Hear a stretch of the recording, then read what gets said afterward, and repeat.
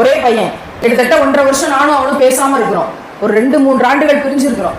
நான் இஸ்லாத்துக்கு வந்துட்டேன். பல்வேறு பிரச்சனைகள், எல்லா உறவும் 0 ஆகுது.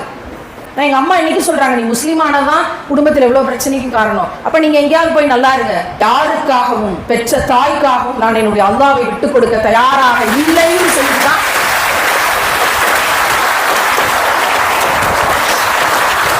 அனாதையாக இருந்தாலும் பரவாயில்லை, எனக்கு அல்லாஹ் மறுமையில ரசூலாவோட மிகச்சிறந்த குடும்பத்தை எனக்கு தருவாங்க.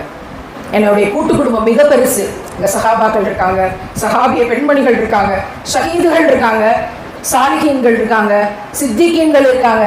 எனக்கு இந்த அற்பமான உலகத்துல கொசுவின் ரெக்கையை விட கேவலமான உள்ளம் கொண்ட மனித பாண்ட படைப்புகள்ல இங்க உறவுகள் எனக்கு தேவையில்லை. என் குடும்பம் அங்கே இருக்கிறது. அவர்களை சந்திப்பதற்காக தான் இங்க நான் வேலை செய்யலை தவிர அல்லாஹ் விட்டு கொடுக்க முடியும்.